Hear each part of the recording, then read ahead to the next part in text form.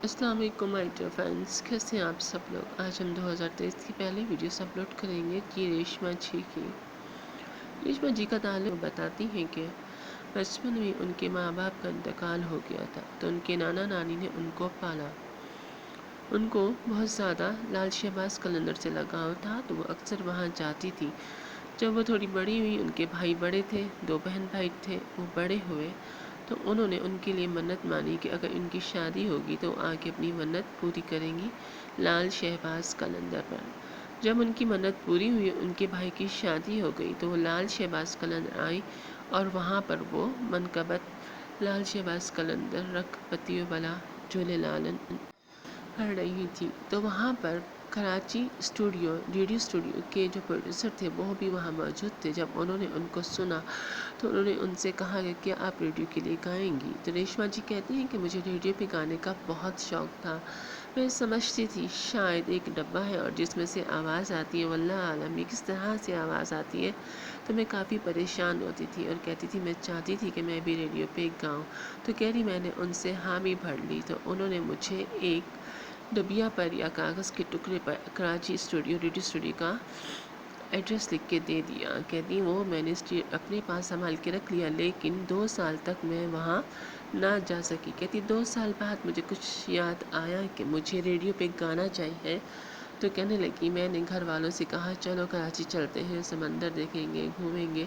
इस तरह से मैंने उनको कुछ वरगला के या थोड़ा सा उनको बहका के मैं कराची कहने आ गई। कहने जब मैं कराची आई और हम रेडियो स्टूडियो गए तो उसने हमें अंदर जाने से मना कर दिया। कह लेंगे फिर हमने थोड़ी सी ज़िद की और प्रोड्यूसर साहब का हवाला दिया और उनके लिखी हुई चिट दिखाई, तो उन्होंने वो चिट लिख के दी और रेशमा जी अंदर चले गई। कहती जब मैं प्रोड्यूसर के सामने गई और मैंने सलाम किया तो उन्होंने कहा तंजिया क्या आप ज़िंदा हैं। तो रेशमा जी ने कहा हाँ मैं ज़िंदा हूँ। वो तो उन्होंने पूछा कि आप गाएंगी। इन्होंने कहा जी हाँ मैं रेडियो में गाना चाहती हूँ। रेडियो कहाँ है। तो कहने लगी मैं तो समझी कि रेडियो शायद एक डब्बा है, लेकिन उन्होंने मेरे सामने एक डंडा और उसमें एक लगा हुआ अजीब सी चीज़ लग रही, यानी कि वो माइक को डंडा समझने लगी। उन्होंने कहा आप ऐसा करें, इस डंडे में इस माइक में जो जो आपको आता है वो सब गा दें। रेशमा जी कहती मैं समझी कि शायद मुझे कोई भी नहीं सुन रहा, बस मैं गाती जा रही हूँ और ये लोग बैठे हुए हैं सामने। कह रही मुझे नहीं पता था कि ये एक माइक है और इससे मेरी सारी आवाज़ रिकॉर्ड हो रही है और मेरे सारे के सारे गाने रिकॉर्डिंग में चले गए हैं। कह रही मैं इससे नावाकिफ़ थी और ये मैं कह के और गा के मैं चले गई। कह रही कुछ अरसे बाद मैं कराची आई, कुछ शॉपिंग करनी थी। कह रही इनका निकाह हो चुका था उस वक्त तक।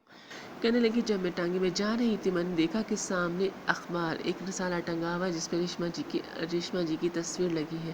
कहने लगी ये तो मैं घबरा गई और मैं चलते हुए टांगे से छलांग मारी और जाके दुकानदार से कहा भाई ये रसाला मुझे देना, कि आपके पास ऐसे और भी रसाले हैं। तो उन्होंने कहा जी हाँ हमारे पास तो बंडल्स के बंडल्स हैं।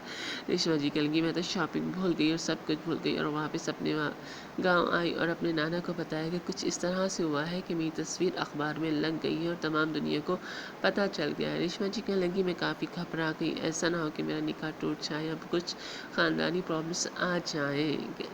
फिर इस तरह से कुछ हुआ कि उन्होंने वो ख़त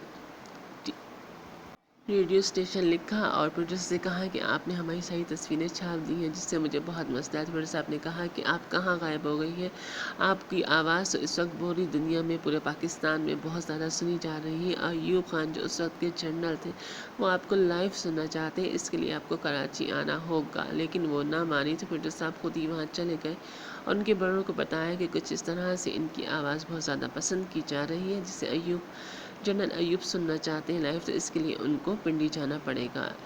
रेशमा जी और उनके घर वाले मान गए और वो कराची आ गए। कराची जब आए तो उनके लिए कुछ खाने के लिए रखा गया, वो खा रहे थे तो उन्होंने प्रोड्यूसर साहब ने कहा कि आप ऐसा करें जहाज़ की टिकट करा लें। तो रेशमा जी कहते हैं ये सुनते ही हमारा खाना वहीं का वहीं छोड़िए, हम सब परेशान हो गए और डरने लगे कि हम जहाज़ में नहीं जाएंगे। आप ऐसा करें हम गाड़ी की टिकट्स करा दें, हम गाड़ी में ही पहुँच जाएंगे।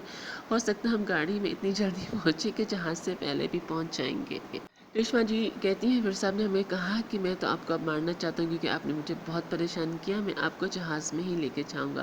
ریشما جی کہتی ہیں ہم جہاز میں بیٹھے، جب جہاز میں بیٹھے تو میں نے اپنی آنکھوں پہ پٹی باندھ دی۔